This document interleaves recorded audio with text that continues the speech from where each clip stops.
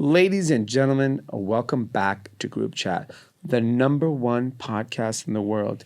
We are going to kick it off today with an incredible interview with Chris Cunningham from ClickUp and their Super Bowl commercial that they got. Very, very interesting conversation.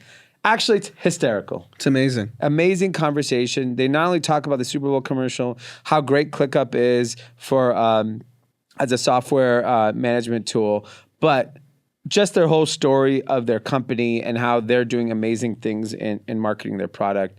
And then we talk about all things. We dip into Coachella land. Some big news out of there. Looks like avocados are done. Like if you want a guacamole in the next couple of weeks, might be tough to find. And then we talk about Super Bowl ratings and a slew of earnings from tech companies. It's ugly. It is ugly. It's as ugly as a Call of Duty lobby. Let's get into it. Cash. Ladies and gentlemen, Group Chat. Cash. It's $1 trillion. Hot. All right, we're going to kick off today's episode with a special guest, Chris Cunningham. Thank you for joining us. Yeah, absolutely. Fresh off a Super Bowl commercial. That's crazy. I'm riding a high, man. And what we're reading is it's the biggest Super Bowl since like 5 years ago, which was the Patriots-Seahawks one. So you definitely guys got your money's worth. Was it like 120 million viewers? Something like that? Yeah. Something crazy. We took a big bet, and we said no at first. They gave us an initial price, and then they came back to us. They're like, hey, we have a few spots left, and we had to jump on it. So we only had like a month to shoot everything. Wow. And so what is ClickUp? Yeah, so ClickUp's project management software, for those of you who don't know, basically to make it easy for like small companies. When you wake up in the morning, you probably use a calendar, Gmail, Outlook. Most people probably use something for notes, for email. We bring all that in one place. So rather than jumping around in different things, all your work's in one place. Wow. And so you guys, I assume, because I used it when you first joined the company. I remember clicking on it and joining. And I saw that you guys integrate with a lot of different things. We integrate with almost everything. You name it, we integrate with it. From Miro, if you want whiteboarding, to any type of email. But even with Zapier, you can integrate with any tool. So anything you want, you can put it in ClickUp. So it doesn't technically have to be a technology company that uses your software. It could be any company that just uses Gmail, Notes, Calendar. That's the key. I think so many people think they have to. And to me, if I was a company not using project management, obviously I'm biased, I don't know how you'd work as fast because you're missing out on so many different things. Like if you're emailing back and forth to talk about what you're doing, you're losing a lot of time. And that's our big phrase, save a day a week. So yeah, you don't have to be a tech company. Lawyers could use it, real estate agents, even just mom and pop. a parent could use it just to organize your whole family's life. And they should, as they should. Even if you have a checklist, you can use it in ClickUp. That's amazing. And you guys have grown really, really fast. Yeah. Because every time I look up TechCrunch, I see you guys have raised a round of funding. So we've had fundraising. Yeah, last raise was a good timing, honestly, with everything happening. So we were happy with that. I just looked at it. It's 400 million at 4 billion. Yeah, right? 4 billion, which is still so surreal. Just at the beginning of this year, we were 80 people, and we're now almost 900. Oh my God. In 1 year. Wait, so when did the company start? The company was founded 5 years ago. Give or take, there's like 6 months of building it that we might not say in there. But yeah, around 5 years ago, it's like almost our birthday. It was just like a month ago. So 5 years ago, but we grew really fast. In the beginning, it was a little slower. We had to build the product, and there were so many competitors, right? There's a million project management software, so we had to really stand out. And so 5 years to 4 billion is insane. So you guys go take this big bet in a Super Bowl commercial. How did you come up with the creative? We just watched it. It's hysterical. It's really hysterical. The scene is the signing of the Declaration of Independence. Yep. How do you even come up with that idea? So I got to give all the credit. We do everything in-house. We don't do these agencies. Most people go hire a big agent. We didn't do that. Yeah. We built a team. So it started with our chief creative, Melissa. We got her from BuzzFeed. She was early on there, and she brought a bunch of her team over. Nick Fabiano is the head, the genius. We have Alan. I've seen that name, all of that. Was he a writer before? Nick Fabiano, he did. He's actually doing a movie now, like his first big film. So we're really excited for him to do that. We're going to lose him for a couple months, which is sad. But he's really well known for doing like pedigree. He did some really big ads and went viral. It's his thing, man. He really gets that quick comedy. He did The Dad, which is like a big Instagram account. Yeah. But he had this idea. He's like, look, I want to do ClickUp in time. Like, go back in time. Like, we have other ads. Like, we can continue with this, right? So Yeah. we can now run this Find platform. all these moments of time. Exactly. We can keep running. That's why we decided to go with that one, because we had other options. But Melissa really, really bet on it. She's like, I think we can do something really good, even with the short period of time. And then Nick, he has his whole team. Alan, Arik, Rodney. These guys have been together a while. So they click. They get in a room like us. They start on a whiteboard. They joke around. They might have a few beers. Like they're funny. Yeah. And they really storyboard the whole thing. Then they brought it to Zeb, our CEO. And he loved it. And he really liked the idea of going back in time, which we did. We toyed with some crazier ideas, but we decided to play it safe and do something we know. What was the expectation the commercial would do? Like, what were you hoping that would happen? You know, to be quite honest, like we just hired like our head of growth, so we've been behind on that side with numbers. So we're just now starting to go back. I think our goal was really exposure.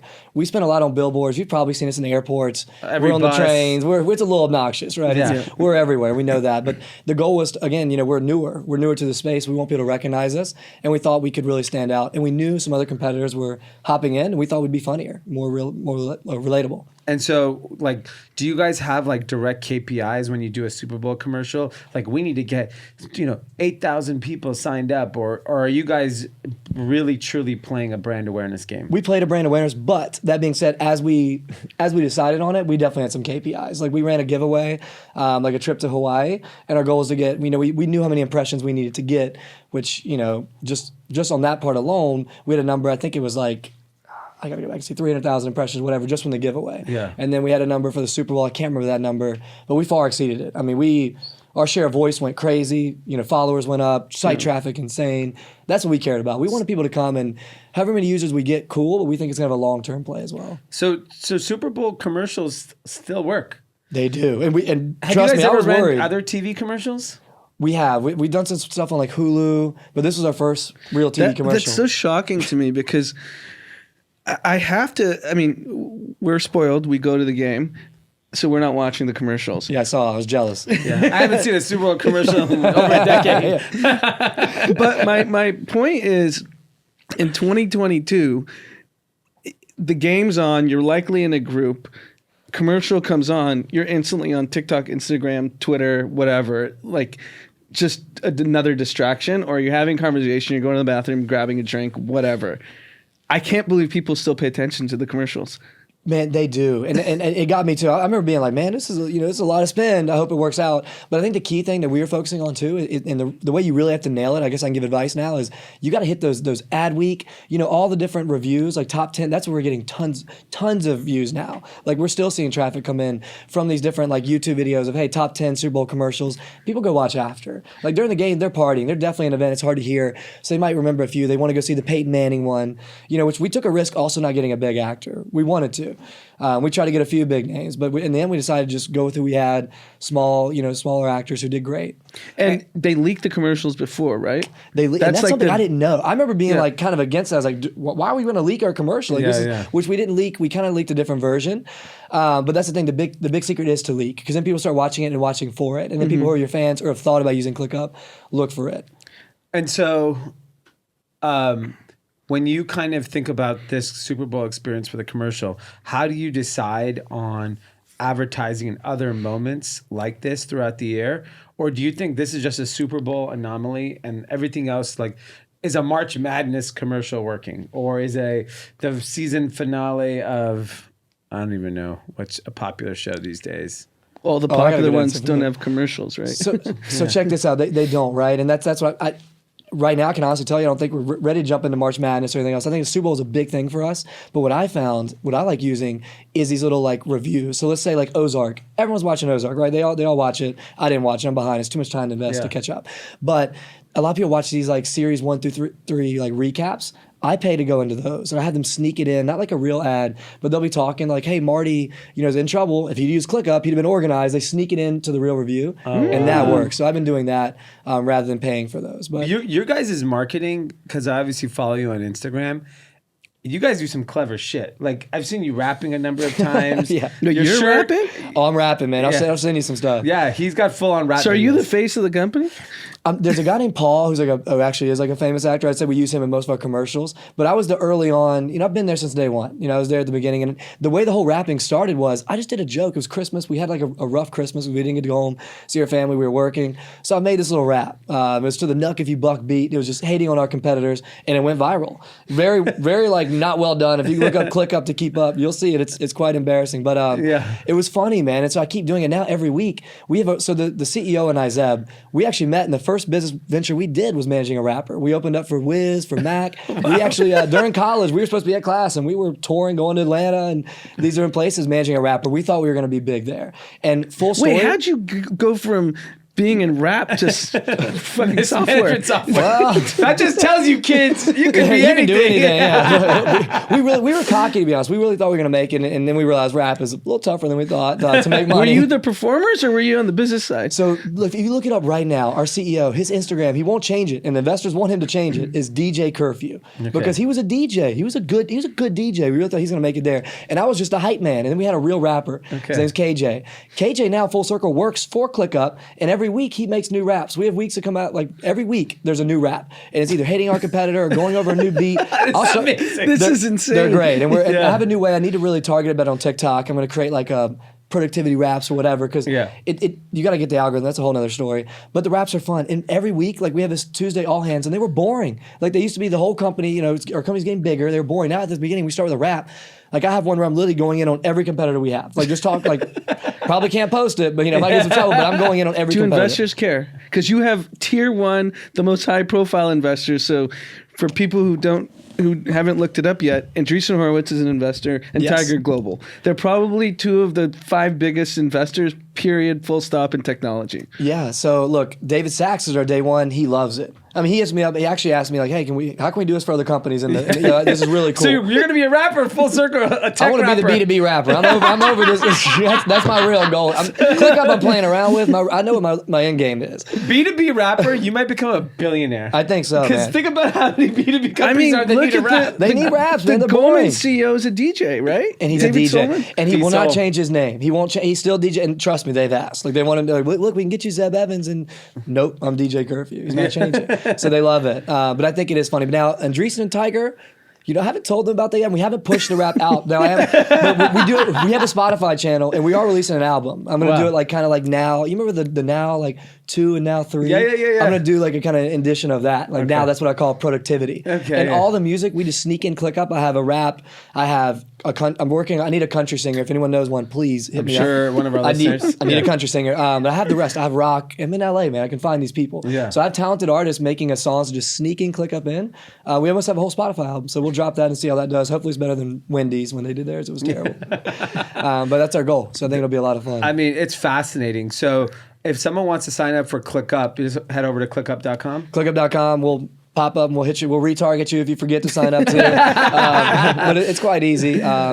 And again, I think one of the easiest ways to sign up is don't think of ClickUp. It's just like a big company. Like you can manage your day to day, and you should be using. Even if you don't use ClickUp, use project management. Like seriously, like the way we move is so much faster. We built ClickUp in ClickUp, and at the beginning we didn't build ClickUp to go to market. I don't know if you guys know this, but we were building a Snapchat competitor because at the time Snapchat was just 7 seconds. Yeah. You lost your best memories. So we created an app called Memory. We were very, very we were very sure about it, to be honest. Like it was like Tinder. You could swipe right, swipe left. You could see people's memories and match. There were no likes, no comments, because we think that messes things up. And we got a lot of buzz until Snapchat came out. Snapchat Memories, and we lost that one. So we lost that investment. And then we were in Palo Alto. We thought we were these like tech geniuses. We had some money up. We got humbled, and then luckily some people in Palo Alto told us to use the platform we had built because we built ClickUp just for us at the beginning. Can I ask you a question? So we've been around plenty of technology founders, and your approach is like amazing. It's so different. Like you're not using the stupid buzzwords, machine learning, AI, blah, blah, blah. You're just being honest, like, hey, we have cool rap songs. We have cool raps and a pretty good product. We did at the beginning though. I remember we learned that lesson early on. We tried the whole we were in Palo Alto, man. Like I remember our first meeting with Sequoia. It didn't go so well. You know, they didn't invest in us at the beginning, but we were way too early. And we did that. We tried the whole, like, we're going to use AI, and we realized we just all need to bullshit. be real. It's Yeah, all yeah. bullshit. Come on, man. Who's using AI? Bro? You really using AI? Yeah, nobody's using it. They're We not know using that. it. And they've been saying for 10 years they're using it. Yeah, yeah. AI's been a buzzword to get at least an extra 10 to, whatever evaluation. Yeah. But we won't go there. The only AI I talk about is Allen Iverson. And that's it. He still got it. I've seen him on the big three. That's it. I mean, AI is slowing down. It was 10 years ago. Like really 5. Everyone used it. Everyone's going to add AI in their platform. Yeah, no, there's stories that we know of founders. They pitch 10 VCs, but when you go to SoftBank, use AI, and you're going to get a $5 billion valuation. It's so true you say that, and I think that's what's really helped us. Like in the early days, we lost a few. We started being real, and and again, we didn't take funding for a while. Like our CEO was pumping the money at the beginning. Zeb believed in us. He pumped probably $3 million of his own money. Damn, DJ Curfew. DJ Curfew, and it wasn't from DJ money. He had a couple. We had a social media company, which is really how I know a lot of people in LA. Before we grew a lot of people around here. We could grow social early. And that was our first thing. And we took that money because there's a lot of money in growing social. It was like 2010. That's a whole other story I could go into too. I faked I won the lottery. We learned how to kind of boost and stuff on Twitter early. I faked I won the lottery before anyone had followers. And this blew up. I mean, so bad that my parents were calling me wondering, if I was bringing home a lot of money or if I was full of shit. And I just didn't answer because I didn't want to ruin the story. So I rode with it for a while. But that's when we learned that followers were a big deal. And we hopped in the social media space, met a lot of people, including Fleischman, awesome guy. Yeah, we plugged us out here. Great guy. He plugged us in here. And that's where we kind of funneled that money into ClickUp. And, made it work. But again, until we started being real in our marketing and all that, it wasn't working. We tried to be the little professional, whatever. It never worked for us. Yeah. Wow. And we're still That's not a doing great it. lesson because everyone believes you need to put on this show. Yeah. Yeah, that's the biggest thing. Like, you really don't. Like, I think people love the realness. And I wish we filmed the days in Palo Alto because we were ridiculous. Some of the things we tried were, like, the rapping thing was ridiculous, right? But it got us our first, like, somewhat views on YouTube. We're like, okay, I guess we'll keep rapping a little bit. And I'm not a good rapper. It's fun. I'll show you something. Like, it's not that good, but it's funny, right? It's different. So we'll see where the rapping goes. But we do a lot of clever things. I think in our marketing, it's different. Like our ads are not the same. They're usually poking fun. We have a whole campaign going against Jira. I know they hate us. Yeah. I know they hate us. Like we literally have Jira sucks as like, campaign titles and stuff. They have to hate us. And, who knows when that C&D will come. But Yeah. Amazing. If someone wants to get in touch with you, just to pick your brain, what's the best place to do it? Yeah, I'm at Cunningham on Instagram, Cunningham with 2 M's on TikTok. I'm a little mad about that, but we'll see if I can get the one. Chris at ClickUp.com. I answer all my emails. I'm very fast about it. I always respond. That's amazing. You have to. You project management software. Come on, man. If I don't, I might lose some business. This guy can't even respond to my email. How's that tool work? So we respond. That's amazing. Thank you so much for coming on. This is fascinating story about the business and obviously the commercial. Congratulations, but just your guys' story. Just following you on Instagram has been like, it's fun just to see a different marketing tactic be effective. Because I think everyone feels like there's only one path when it comes to, specifically in this world. I appreciate it. Yeah, I think again, it's probably the coolest part still to pinch myself that we've grown this big from being ridiculous and being ourselves. So that was our Super Bowl ad. Maybe next year we'll do something crazier. Who knows? I don't doubt it. All right. Thanks, Chris. Thank you. All right. What a great interview with Chris and ClickUp. That was a lot of fun. A lot of fun. A lot of jokes in that one. You don't really get to talk to tech folks with such a different personality than what your traditional technology people are. Yeah, and even a different perspective on how to go about marketing. Mm-hmm. Like everyone thinks it's, most of these SaaS software companies are like, can I send you a pair of AirPods and you could do a demo? Like I literally get that offer 5 times a day in my LinkedIn, and I'm sure it works. And, I've been offered a Peloton, which I found very insulting given my background on the company, but the offers are nuts. Right. But at the end of the day, like when everyone else is offering you stuff too. Wait, people are actually offering you shit? Oh my God. Tickets to sporting events, AirPods. Give Peloton was the me craziest. a set of AirPods. I lost my case. You got to take the demo then. I'm not taking the demo. That's part of it. You got to sit through a demo, and then they have your info, so then they're going to pound you till you sign up for it. Right. It's like, remember those AirPods I gave you? AirPods for 1 year of annoyance. At least. Yeah. It's not worth it. Yeah. If you value, let's say you value your time at even, I don't know, $100 an hour. Okay? Which for us would be extremely low in terms of how I value my time. Assume that person is going to email you 75 times. And every then time... likely have your phone number too, so they'll be texting you. Yeah, so you're talking about 2 hours in the year of your time at More. least. Few hours. Because the demo's an hour. Yeah, how much is the AirPod? 150? 2 something, I think. AirPods Pro maybe is. Yeah. A regular AirPods is probably under. Yeah, not worth it. That's why I like these new methods of marketing. Yeah. It's clever. Working for them. And they're making a lot of money. They're about to, hopefully we'll see an IPO and they'll all make a lot of money. Similar to our next guy, Warren Buffett, just conveniently bought $1 billion worth of Activision shares right before the Microsoft deal. It's saying that he made the purchase after an alleged sexual harassment issue at the company. After that, he bought it. So we know he has high morals when it comes to his investment purchases. Yeah, I mean, I think this type of thing happens so often, and that's why, the public markets are as rigged of a game as anything in the world. Yeah. Because the amount of money being transacted and the amount of money at stake you're talking trillions of dollars. Yeah. And people like to win. Yeah. So is it inconceivable he knew the deal was going to happen? Of course not. I look at it the other way. Activision's a great company. He saw a lawsuit that came in from the California Department of Fair Employment and Housing, alleging that Activision and its subsidiaries fostered a sexist culture and paid women less than men. I bet you he looked at that instead and say, that doesn't matter for their business. No, sure. Because I think the argument could be made, forget that if he knew what was going on or not, but he saw a stock dip of a great company for a reason that he knows does not affect the performance. As someone, I don't know what game Activision makes. Is it Make Call of Duty? Like, do you think the Call of Duty buyer player is like, you know what? I cannot believe the sexist culture at Activision. I will not shoot all these people in this town during the game when I'm playing because of it. Right. Have you heard what a Call of Duty lobby sounds like? Yes, I actually heard it. Someone sent me a YouTube clip. Holy shit. Talk about fostering a bad culture. I mean, this is like the bottom barrel of society is when they're talking on Call of Duty. Yeah, they don't give a fuck. It's worse than like the playground. I remember as a kid. Yeah. Because by the way, there's no consequences for your words in the lobby of Call of Duty. You can just shoot your mouth off. No one's ever going to come find you. Yeah, no. Whereas, like, at least on the playground, you said some crazy shit, you got popped in the face. People know who you are. They're like, oh, you said that. Boom.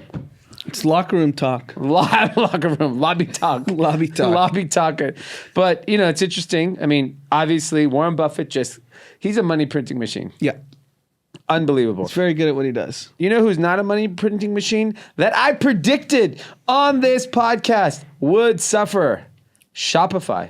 Okay. Stock tumbles today on earnings. And I mean, this is a tumble. It went down $142 a share, which is, what is that? 17% of the company. 17% of like $100 billion company. Right. Wiped out on decelerating growth in this coming year. And this was the most obvious trade. You saw Facebook. Yep. You saw the slowdown in the ad business. Shopify was built on cheap Facebook ads. That's it. Yeah, the stock's down. It's like 60% from its peak. Yeah. And, I mean, all growth stocks pretty much are, but this one was kind of the darling that everyone thought was, the next $1 trillion company. And when ads get more expensive, we've been hearing from every D2C company that it's just not working anymore. Yeah. So, I mean, they're going to see way more tailwinds. If Facebook ads don't work... Headwinds, sorry. Shopify just becomes less interesting. So anyone who's doing business that's 100,000 to 3 million in revenue, which is what I would guess the majority of their customers are just not going to it's just not. They're going to go out of business. Yeah, or they're just going to stop because it doesn't work. Yeah, I think like the larger companies have already taken a hit, like the Shopify brands. And then the smaller ones, like you said, they have the option of just saying, fuck it, I'm done. Yeah, I'm done. I'm going to go take a job. Yeah, I did $500,000 a year. I made a little money during the pandemic. And that's what we saw. What happened during the pandemic is overconsumption by the American consumer because of the stimulus check. Like when you think about the stimulus check, it is one of the most detrimental things in U.S. history. I bet you they're going to study it 20 years from now. Yes, it saved the economy at the moment, but do you know the pain we're all going to feel from handing out all those stimulus checks? Because if the stimulus checks were handed with the stipulation, it could go to rent, food, housing, just to survive, or you have to save it. Yeah. Instead, it went to fucking nonsense. Yeah, it's just goods. Goods. Is literally everything. Which caused, an acceleration of spending, which caused all these companies to grow too fast. Then they all overbought, they overhired, they overbuilt, and now the pain is about to be felt. The pain for the next few years is going to be far worse than the pain the last 2 years. Yeah, it was a false sense of hope for businesses during a pandemic when everything's locked down that, we're just going to pump so much money into the economy. And it was under both administrations. So it doesn't, you can't blame one or the other because they both did it. And yeah, I think we're going to look back and be like, there was probably a more measured way to do this than falsely inflate every asset class. Yeah. And everything's come down. Yeah. Everything's come crushing down. Now we're like potentially facing a recession.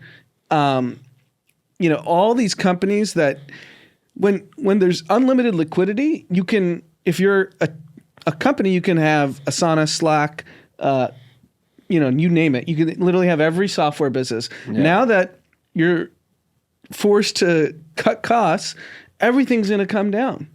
And this whole pull forward of demand during COVID is done now, and everyone's feeling the pain across the board.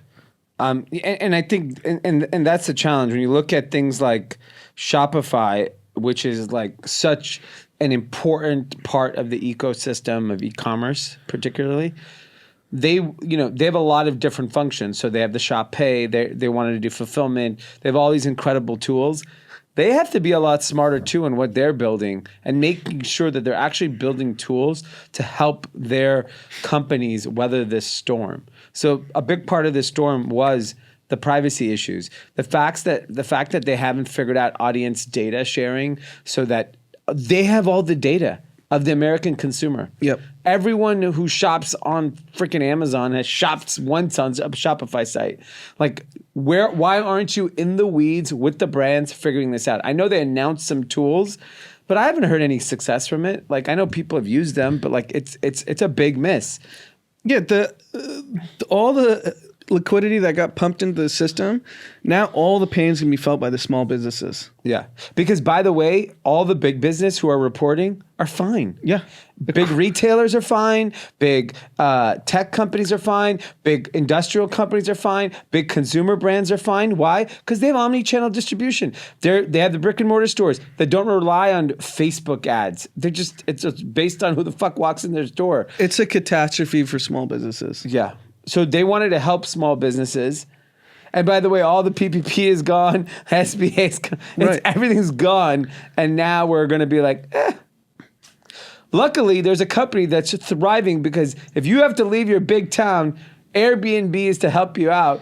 Their business is absolutely on fire. Airbnb is on fire. They're exceeding 2019 numbers. Which is absolutely nuts given how painful 2020 was, that they have bounced back. They seem to be showing all kinds of growth. And Fast Company did an article on 4 reasons why Airbnb is finally rising from the ashes of the pandemic. Number 1, rural travel is popular. This is purely a function of you can't go international. Last year you couldn't, right? Yep. There was very few international countries Americans can travel to. And I think the general fear of, what happens if I can't come back? Or, maybe it's a vaccination issue, or maybe it's whatever. There's still fear, right? It wasn't And easy. it's also, I think a lot of people just didn't like the big city mandates. Yeah. So they left to cities where it was a free-for-all. Yeah. And so that I think is up. So non-urban travel is up 45% since Q4 2019. Like America, discovered America, it feels like. But this should correct also, because we know people who have large companies that the offices are back. Yeah. We talked to our close friend who runs a big software business, and he said in New York City, offices are open and people were thrilled to be back. Yeah, so I don't doubt that. I think the part that may not correct is that when you choose your vacation place, you actually may go to rural America. That before, that wasn't a desired place for young people. Young people were not going to Wyoming, Idaho, whatever. They would go to Vegas and Miami and maybe Austin, Texas, places like that. But now young people are going and discovering the great outdoors. And Asia is largely still shut. Asia's shut, which is a popular place for young people because Thailand's it's inexpensive. Yeah, it's just inexpensive. So that's interesting. They say city travel is making a comeback. That gross night bookings for U.S. cities was up compared for the same period in 2019. That's interesting. Omicron had no impact as other variants. That's really interesting. People are not afraid of Omicron. Yep. And then longer stays are increasing. This is where I think it corrects. So the company says long stay bookings of 28 days or more accounted for more than a fifth of gross nights booked in the most recent quarter. This, I think, goes away. If you have to go back to the office, you're not fucking around in Idaho for 28 days. Yeah, that has to change because even the big tech companies are saying you got, at the minimum, it's a hybrid. Yeah. And some are saying you have to be within 20 miles of an office. Yeah. And that's Microsoft, Google thing. Yeah. Look, and you take industrial companies, they're probably already back in the office. Then wait till, every growth stock's been hammered. They're going to start cutting costs, laying off people, and they're going to say, if you want to work here, the leverage has shifted. Yeah. It's in the employer's hands now. So if they want people to come to the office, guess what? They're showing up. Yeah. The inflated values are gone. Yeah. And that also is going to be a challenge for employees because now you also are disincentivized to stay at that company because your stock is the reason why you came to most of these companies is now worthless. And you've also mentally just been accustomed to this new norm over the last 2 years that, hey, you can go in Idaho, log on to your Zoom for 3-4 hours and then go fishing. Yeah. That's over. And I'll tell you the biggest pain is being felt on Roblox. Roblox got shellacked. Mm-hmm. So they were expected to do $604 million of revenue last quarter. They came in at 568, which considering their size is just not good. Then their bookings were expected to be 786 million, came in at 770. They lost more than they were supposed to. But I think the biggest was they thought they were going to do 50.1 million daily active users. They're down to 49.5. Yes, it's only 600,000, but when you're at their growth level and the value that they're being given on Wall Street, it's unacceptable. So the stock got shellacked. What is it down? 20%? Mm-hmm. This one's, I think everyone thought that even though kids are going back to school, they're just still playing games all day. But with schools reopening, this was the easy opportunity to know that this was not sustainable. And this is what happens when you have growth companies that decelerate growth. The companies get hammered. They don't. If you go from 60% quarter over quarter growth down to 20-30%, you don't get rewarded. You get literally slaughtered, and it's happening across the board. Every company. Once growth rates decelerate, people rate your valuation. And by the way, I've been saying this for 3 years, by the way. But by the way, if you're a company that's fortunate to continue with the growth rate, then you're going to be rewarded even more. Of course. You'll be rewarded with blockbuster stock performance. And so super interesting because Microsoft should just buy them. Why not? There've got to be some regulatory issues in Microsoft buying. They're buying everyone. Yeah. They just had a $75 billion acquisition. You could buy this cheaper now. Yes. What's the market cap on Roblox now? I think 50. Damn, cheap. There's a lot of people that could buy it. I mean, Roblox, look, and here's the thing. We're obviously talking about the pain these companies are feeling short term. They're a $31 billion company. Oh, they're only 30. Yeah. Oh, yeah. Microsoft can just... That's a snack for Microsoft. Yeah, a snack. It's like going to the lunch table and buying like... No, it's not going to... It's like, you know when you walk into a restaurant and they have the mints? Mm-hmm. That is what picking up this is for Microsoft. They pick up 2 mints and no one would know they own Roblox. No one would know. Because they're a $2 trillion company. Right. And they'd see a stock bump. They'd see a $100 billion stock pump for a $50 billion purchase. Yep. Wow. I could see them getting picked up. That's also what could potentially happen. A lot of M&A comes in. A lot of M&A comes in because some of these names look really cheap. I mean, Amazon should buy Shopify. That would have regulatory issues. Yeah. Because then they control the entire e-commerce market. Yeah. But Microsoft could do it. Yeah, Microsoft can buy Because they're anything. not in consumer e-commerce. Yeah, exactly. Microsoft must be stopped. Microsoft is getting away with murder. Yeah. Actually, Relative to like what Facebook's allowed to do. I would say Facebook should buy it, but Facebook stock is just at a new low every day. Yeah.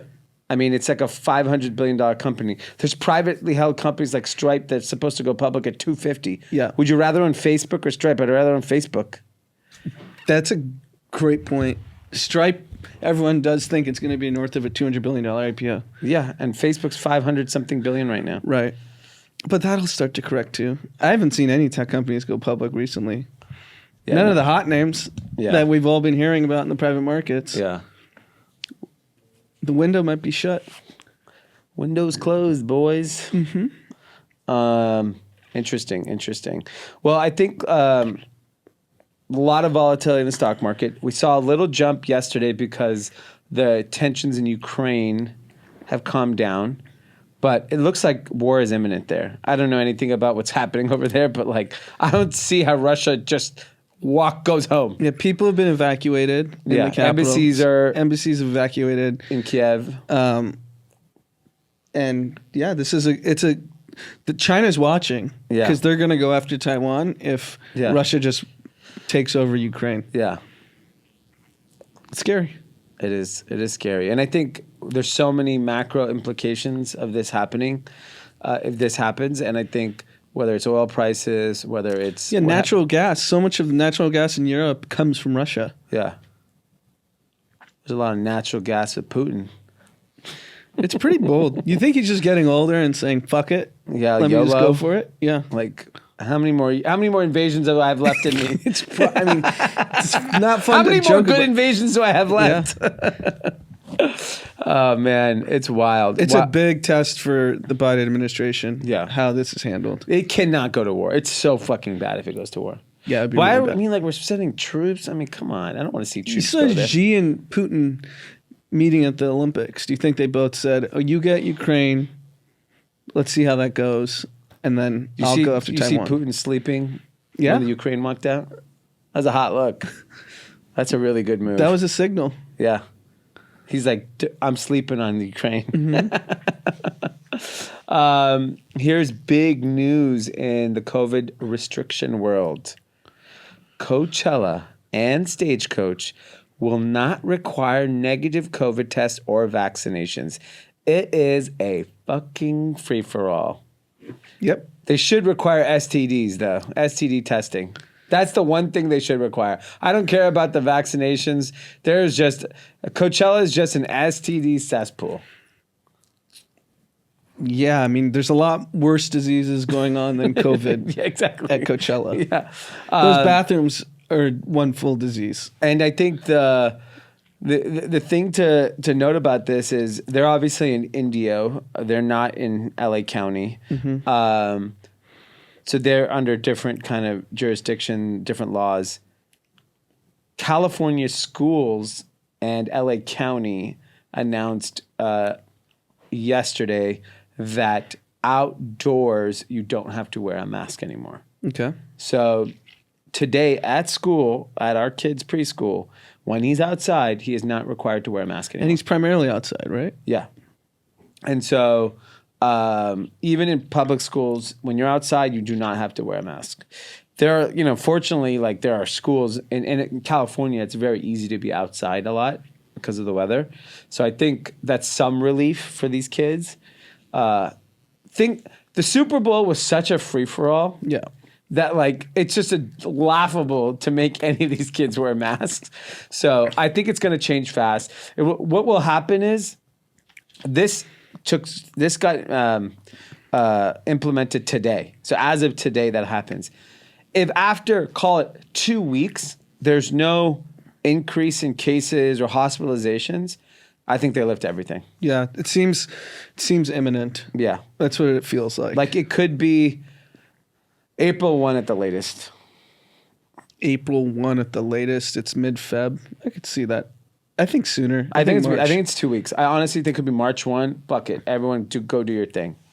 Yeah, it's just going to be interesting how internationally it's going to where does it transpire? So if the U.S. is fully open, which it more or less is for the most part, but then I hear from my friends in Hong Kong, they're fully locked down.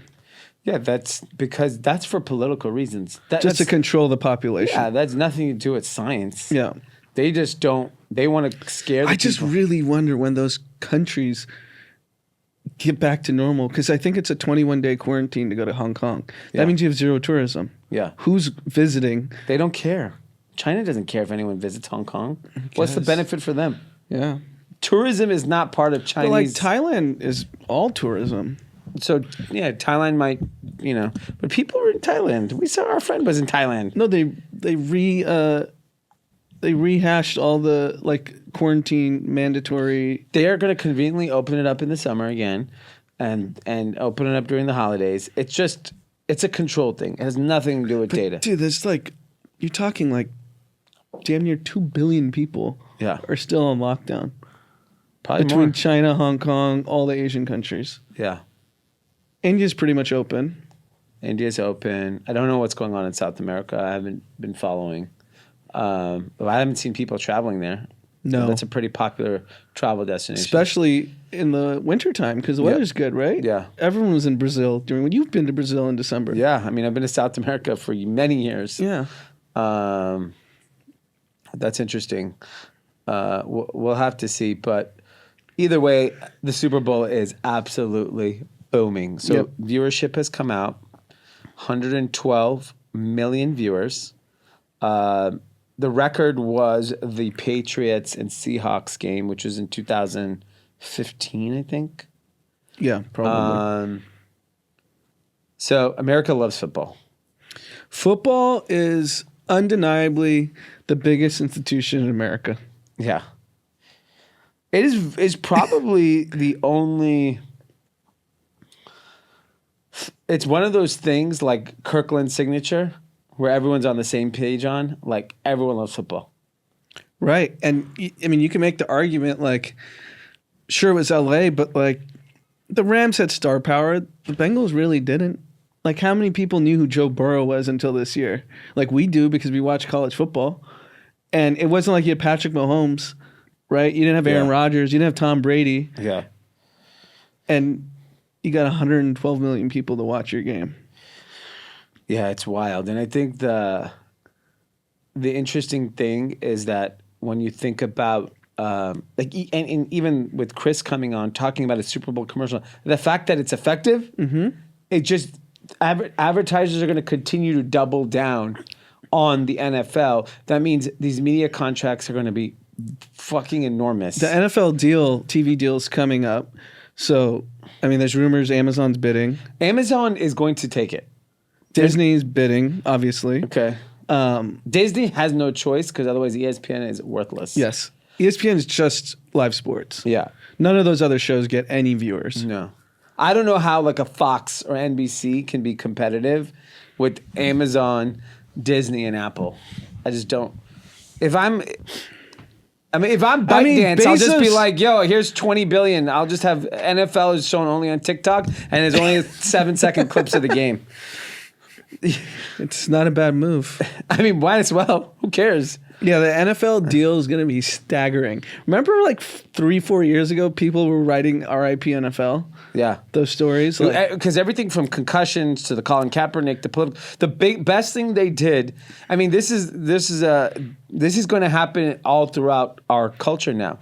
Is if you ban political discourse, or you just don't back down. yeah, That's what the NFL does. They don't back down. Yeah. To social pressure. Yeah. To anything. Only thing they did was they actually enforced vaccinations pretty strictly. yeah, But then they just stopped the testing. Yeah. In the last 2 months, playoffs started, testing stopped. yeah. Obviously, no one wants to see their favorite star not I playing. mean, we haven't seen a COVID positive test.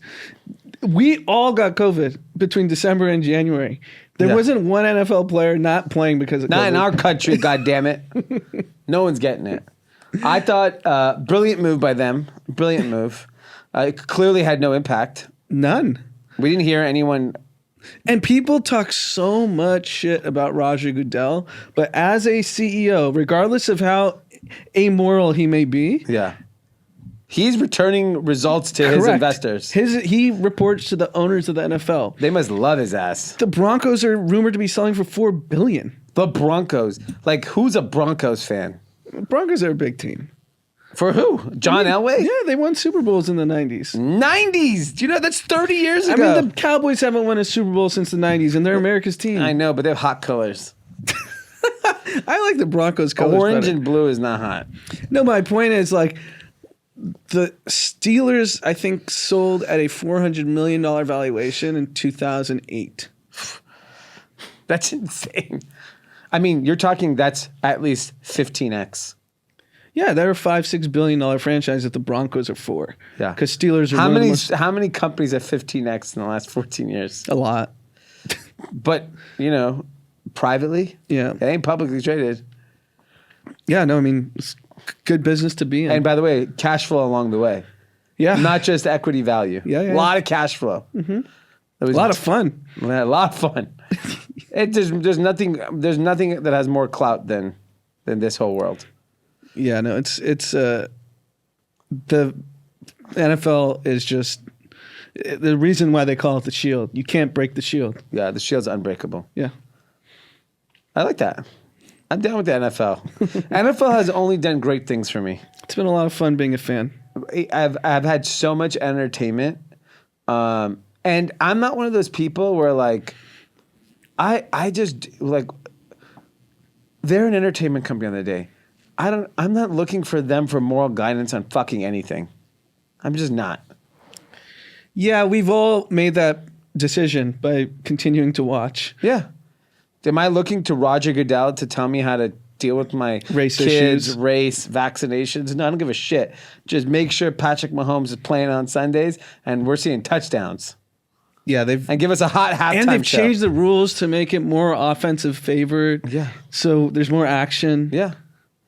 I don't argue. My guess is the game is also safer than it was 10 years ago. Oh, definitely is. They changed the rules. You can't helmet to helmet. Yeah. All this stuff. So they did make a positive impact in that. Has no impact. It's a freaking well-run organization. That's all I gotta say. The Prince money. Yeah. And I'll tell you, I was interesting. Like I was watching. I was running yesterday. I was walking on the treadmill, and I wanted to watch like Sports Center, First Take, just to see about football, but because I didn't get to watch anything on TV. They're showing Ben Simmons, who is the 76ers player that got traded to the Brooklyn Nets. Yep. Basically didn't play for like whatever, He hasn't 6 played the months, whole season. the whole season. He didn't play. Listening to him talk, He was actually on? he did a press conference. Oh, I didn't see. And you see in the NBA how like players dictate the conversation, and they dictate the league, unlike in the NFL where it's clearly driven by ownership and the league. I think even though that is empowering for players and makes them more money, it's actually not good for the final product, because at the end of the day, these organizations are actually really good at putting together the best team to win. Mm-hmm. And when it's given the player's choice, the player is only looking at their situation, which is to make money, or be happy or do whatever they want, which is fine. I have nothing against that. It just unfortunately doesn't give you the best final product. And that's the thing with the NFL is like, it's just the way that it's controlled. It's like the players don't have that much power. No, the players don't. And I think like Tom Brady just walked away for like $14 million just so that he wouldn't be owned by the Tampa Bay Buccaneers. Yeah, the NBA is, I think, hitting a fork in the road. Yeah. It's gotten ridiculous. Yeah. This player empowerment era. Yeah. Like you just don't have to show up to work. You don't have to play. You don't have to play. You can just sit out, get traded. Yeah, and still get paid. The fans are going to lose interest. Yeah. Like if you're a 76ers fan and you saw Ben Simmons just not show up, Yeah. you're going to lose interest in the product. Yeah. Yeah. No. Interesting to see. The other thing that's interesting when you talk about China, and I'm sure this has something to do with the relationship with the NBA, but I've heard this on many occasions that in China, Nike and Adidas are not as popular as it used to be. Specifically, Nike is not as popular as it used to be. And it really comes down to Nike's stance on the Uyghur Muslims, how Americans perceive what's happening in China on the human rights crisis. Yep. And in China, the Uyghur Muslim lit the torch for the Olympics. So they're looking at it like, what are you talking about? Well, they could also control the distribution. They could just say, hey, Nike's not available anymore. Exactly. And dude, I've heard from people who are in the reselling business in China, specifically selling sneakers in China, they have said that Nike is just not hot as it used to be, which is crazy. Yeah, if you think Nike basketball is probably, I don't know if it's the biggest division, but it's a really big division. Yeah. I mean, China didn't like how the NBA handled things. Yeah. And it's showing that foreign brand sales are dipping in China while local rivals growing steadily. So 24% dip in foreign brand sneaker sales from 2020 to 2021. That's insane. I wish we could just do like a focus group on middle-class Chinese people in China, mainland. Yeah. Are they just all really happy because everything's just like great It's a great place, huh? for them? Yeah. They have, housing, job, kids have food on their table. Yeah. And they're like, we'll forfeit all our freedoms because everything's provided. Yeah, I mean, look, part of the Nike and Adidas controversy was the region where the human rights violations were happening was like the use of cotton from that region, and Nike and Adidas said they won't use cotton from that region, and that caused the outcry in that community. And I think in China, like when you control the narrative for your people, it's a lot easier. You're not ever held to public pressure. Yeah, in China, there's no arguments, mask for non-mask, vaccines versus Yeah, non-vaccines. you're not going on Fox. There's no Fox News in China. Yeah. CNN. MSNBC. They just say, what, masks are great things. Staying at home all the time is a wonderful thing for your health. And yeah, you guys will see each other in the next 5 to 10 years. Interesting social experiment. Yeah.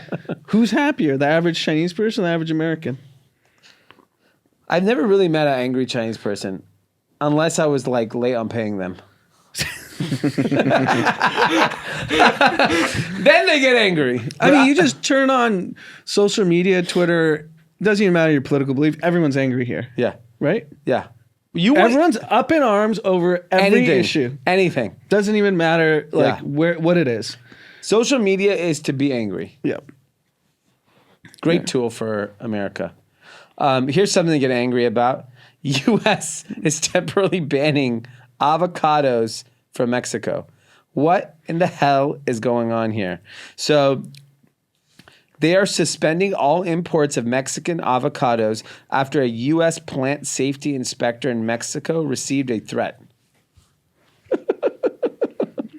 I want to know exactly what is happening that you would, one, receive a threat, and two, like, what could this threat truly be that it's going to ban? So, staggering number here, $3 billion, I think, of avocados a year coming from Mexico. Can't even buy the Broncos. Hold on one second. Let me make sure that number is right. It is $3 billion. $3 billion. Yeah, you can't even, man, you could be like the avocado king of Mexico and you can't buy the Broncos. That sucks. So looks like we're going to have to see higher prices in America on avocados. Avocados in California are expensive as it is. Yeah. And there's California avocados. I remember grocery shopping when I lived one summer in New York City. Went and got an avocado. I forgot how much it was. I remember calling someone. I'm like, how much is an avocado in LA? It felt like it was like $6 like 20 years ago. Yeah, I mean, I don't care for avocados, so it doesn't affect me. Okay. So fuck them. Yeah. Make them $20 an avocado. You don't like guacamole? If it's there, I'll eat it. I'm not like seeking it out. Oh, I'm eating avocado every single day of my life. Well, I'm either putting it in. Well, you're going to see it in your checking account. I had avocado omelet today. Okay. I ate avocado with my everything bagel salt last night. So you're going to have higher expenses. Yeah. Pull my kids out of preschool. The avocados will continue. So they're thinking the ban will last 2 weeks. So we'll see. Hopefully. I want to know what this threat was all about. What did he say to them? Sounds fishy. Yeah. I'm going to shove this. I won't even say it.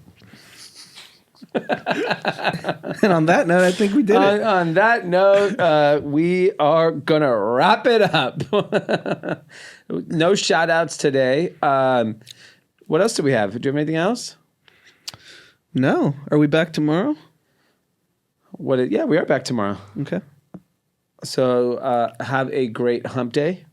We will see you back Thursday. Bye-bye.